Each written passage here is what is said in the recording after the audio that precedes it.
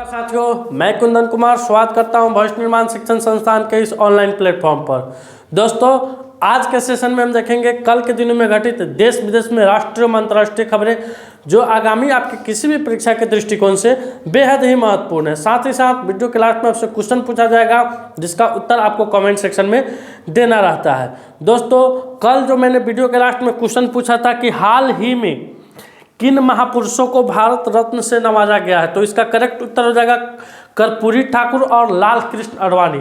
कर्पूरी ठाकुर जो कि बिहार के मुख्यमंत्री थे, समस्तीपुर जिला से आते थे, और लाल कृष्ण आडवाणी भारत के उप मुख्यमंत्री थे और गृह मंत्री भी रह चुके हैं। इनको हाल ही में एनडीए गवर्नमेंट के द्वारा, भारतीय जनता पार्टी की सरकार के द्वारा इन्हें भारत रत्न सम्मान से सम्मानित किया गया है। आइए दोस्तों शुरू करते हैं आज का सेशन। आज का सेशन का मेरा पहला क्वेश्चन है, राष्ट्रीय कला HIV एड्स जागरूकता दिवस कब मनाया जाता है? कंफ्यूजन में नहीं रहिएगा दोस्तों, एक होता है अंतर्राष्ट्रीय एड्स दिवस जो कि हम लोग 1 दिसंबर को मनाते हैं, इसलिए ऑप्शन में भी डाल दिया है, और यह है राष्ट्रीय कला HIV एड्स, क्वेश्चन सेट है सर, HIV एड्स जागरूकता दिवस। क्या है? HIV एड्स जागरूकता दिवस है दोस्तों, यानी लोगों को एड्स के प्रति जागरूक करने के लिए हर एक साल भारत सरकार के द्वारा 7 फरवरी को, कब दोस्तों? 7 फरवरी को राष्ट्रीय कला HIV एड्स जागरूकता दिवस के रूप में हम लोग मनाते हैं। तो इसका करेक्ट उत्तर क्या हो जाएगा दोस्तों? 7 फरवरी हो जाएगा। आइए अगले क्वेश्चन पर चलते हैं। किस राज्य के द्वारा किसानों के लिए डिवाइस नीति लॉन्च किया गया है? किस राज्य के द्वारा किसानों के लिए डिवाइस नीति लॉन्च किया गया है? जैसा कि दोस्तों आप तस्वीर में देख रहे हैं, किसानों के लिए जो डिवाइस लॉन्च किया गया है, एक तरफ तीव्र शक्तिशाली और नित्य सुरक्षा कवच। क्या क्या है दोस्तों? तीव्र शक्तिशाली और नित्य सुरक्षा कवच है, जिसे बिहार राज्य आपदा प्राधिकरण के द्वारा इसे लॉन्च किया गया। और यह इसका उद्घाटन नीतीश कुमार के द्वारा, बिहार के मुख्यमंत्री हैं नीतीश कुमार, उनके द्वारा दोस्तों इसका उद्घाटन किया गया। इसमें मौसम संबंधित जो भी घटनाएं होगी, चाहे बारिश से संबंधित जो भी घटनाएं होगी, इन सभी घटनाओं को इस डिवाइस के माध्यम से किसानों तक पहुंचाया जाएगा। तो किस राज्य के द्वारा शुरू किया गया है? बिहार राज्य के द्वारा शुरू किया गया है दोस्तों। अगले क्वेश्चन पर आइए। पर्यटन विभाग के द्वारा जारी हालिया रिपोर्ट के अनुसार, पर्यटन विभाग के द्वारा जारी हालिया आंकड़ों के अनुसार आधार पर बताएं कि पिछली साल 2023 में कितने विदेशी पर्यटक ने बिहार का दौरा किया है? तो दोस्तों बहुत खुशी की बात है, क्योंकि बिहार में ऐसा कुछ खास टूरिज्म का पैलेस है नहीं। एक आध दो छोड़ दिया जाए, बोध गया और गया को छोड़ दिया जाए, राजगीर को छोड़ दिया जाए, तो इसके अलावा है, लेकिन बिहार सरकार कहीं ना कहीं उसको डेवलप करने में पीछे रह गई है। कहीं ना कहीं उसका राष्ट्र स्तर पर, विदेश स्तर पर उसका प्रचार प्रसार नहीं हो पाया है। और आप सभी जानते हैं कि टूरिज्म किसी भी देश के आय का एक बहुत अच्छा साधन है, किसी भी राज्य का निवेश का, क्योंकि टूरिज्म के आने से उस राज्य का विकास होता है और आय भी बढ़ता है उस राज्य का। अब टूरिज्म आएगा, एरोप्लेन से आया उसका पैसा, ऑटो रिक्शा किया उसका पैसा, होटल लिया उसका पैसा, खाना खाया उसका पैसा, राजस्व का एक बहुत ही अच्छा साधन है यह राज्य सरकार के लिए। जब से बिहार सरकार ने शराबबंदी कानून को लागू किया तब से राजस्व की कमी बिहार में काफ़ी देखी गई। लेकिन इस बार यानी 2023 में खुशी की बात हुई कि 5,46,576, कितना दोस्तों? 5,46,576 टूरिज्म इस बार विदेशी पर्यटक बिहार दौरे पर आए थे, बिहार घूमने आए थे। सबसे ज़्यादा बिहार में कहाँ पे टूरिज्म आते हैं? तो राजगीर में आते हैं। 1 नंबर में दोस्तों राजगीर है, राजगीर। 2 नंबर में है बोध गया। 3 नंबर में है पटना। 4 नंबर में है वैशाली। इन जगहों पर सबसे ज़्यादा टूरिज्म का बढ़ावा देखा जाता है। हालांकि दोस्तों केसरिया बौद्ध स्तूप भी है और सारे बहुत सारे दर्शनीय स्थल है बिहार में जिसको टूरिज्म के रूप में विकसित किया जा सकता है। वाल्मीकि नगर टाइगर उद्यान है, उसको भी विकसित किया जा सकता है। बिहार सरकार के द्वारा इन सभी टूरिज्मों को, इन सभी पर्यटक स्थलों को विकास किया जाए ताकि राजस्व की प्राप्ति हो और सरकार को उसमें मदद मिले। तो कितने विदेशी पर्यटक आए थे? 5,46,576 विदेशी पर्यटक इस बार घूमने आए थे दोस्तों। आइए अगले क्वेश्चन पर। हाल ही में 5 फरवरी 2024 को बिहार सरकार की लघु उद्यमी योजना का शुभारंभ किनके द्वारा किया गया? दोस्तों हाल ही में 5 फरवरी 2024 को बिहार सरकार की लघु उद्यमी योजना का शुभारंभ किनके द्वारा किया गया? दोस्तों इस क्वेश्चन को जानने से पहले ये जान लेते हैं सबसे पहले कि ये लघु उद्यमी योजना है क्या दोस्तों। तो यह बिहार सरकार के द्वारा बिहार में जातिगत जनगणना हुआ जिसका रिपोर्ट अक्टूबर माह में प्रकाशित हुआ था, जिसमें दोस्तों कुल 94 लाख गरीब लोगों को चिन्हित किया गया। कुल कितना? कुल 94 लाख गरीब परिवारों को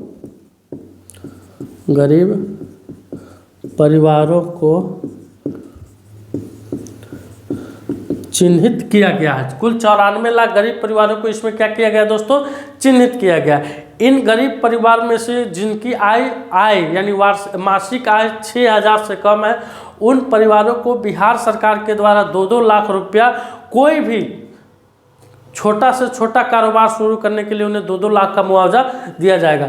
दोस्तों इसमें खास बात यह है कि इसमें किसी भी जाति और किसी भी धर्म के लोग को ये दिया जा सकता है। इसमें बाउंडिंग नहीं है कि यह सिर्फ SC/ST को दिया जा सकता है, OBC को दिया जा सकता है, जनरल को दिया जा सकता है, EWS को दिया जा सकता है। इस प्रकार की कोई बाउंडिंग नहीं है, सभी धर्मों के लिए और सभी जाति के लिए, सभी धर्म और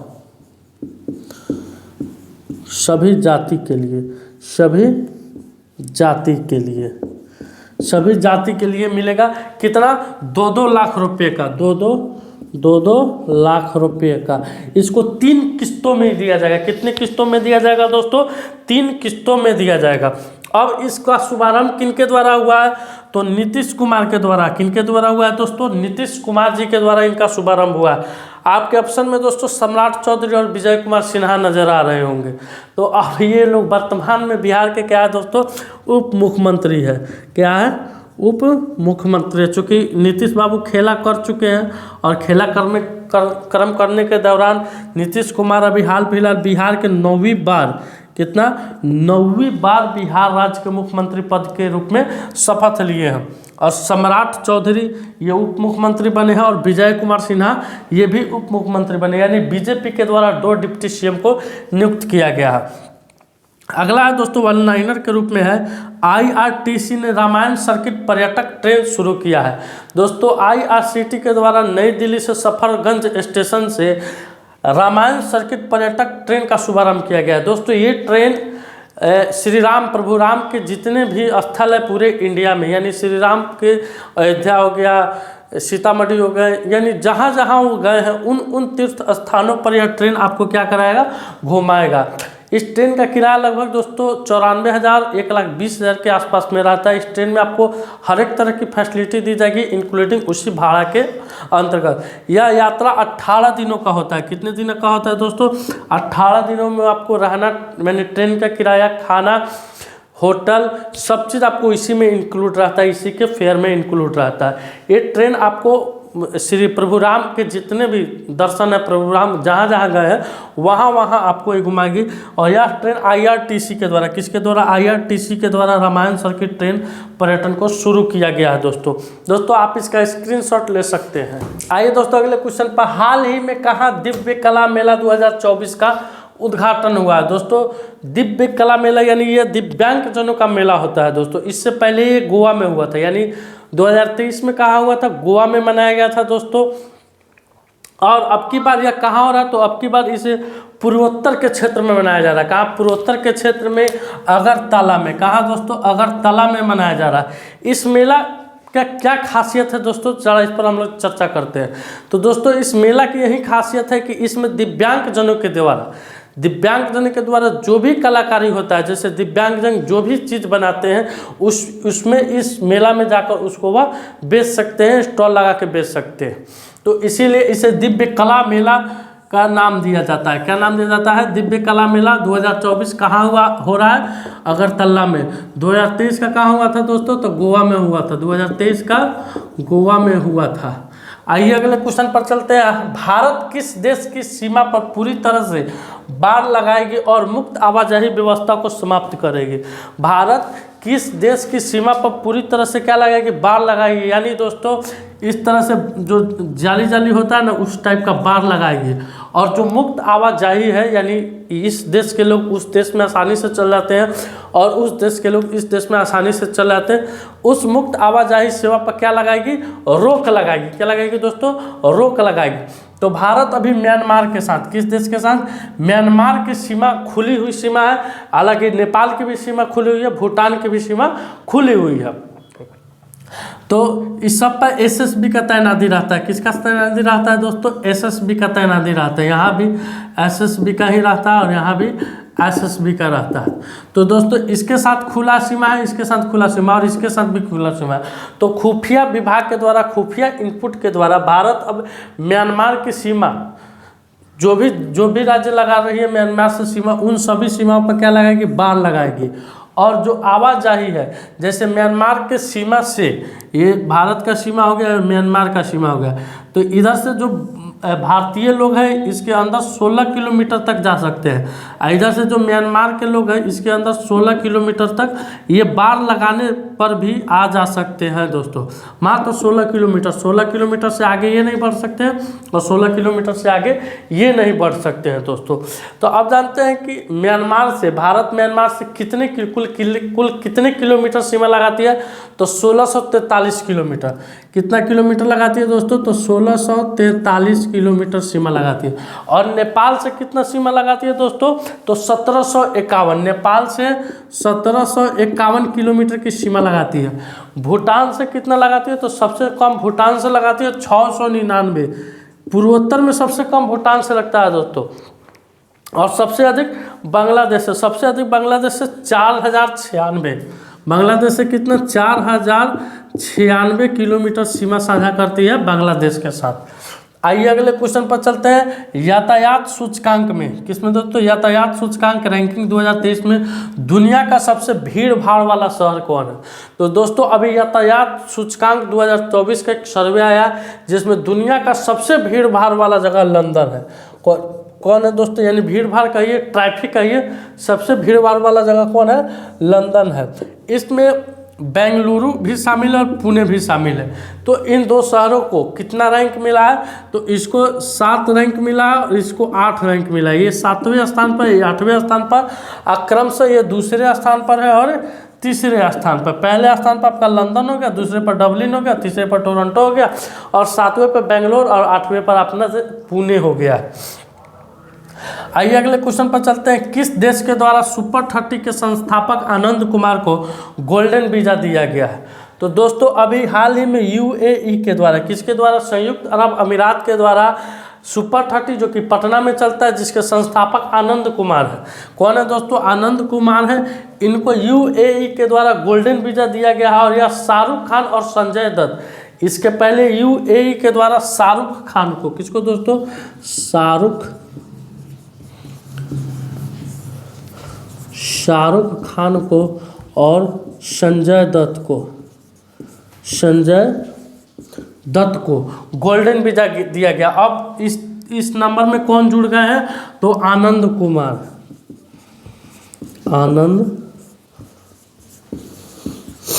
इस नंबर में कौन जुड़ गए हैं? आनंद कुमार जुड़ गए। तो इसका करेक्ट उत्तर क्या हो जाएगा? यूएई। अगला क्वेश्चन है, अपशिष्ट जल उपचार के लिए किस शहर को जल योद्धा, अपशिष्ट शहर उपचार के लिए किस शहर को जल योद्धा शहर के रूप में मान्यता मिली है?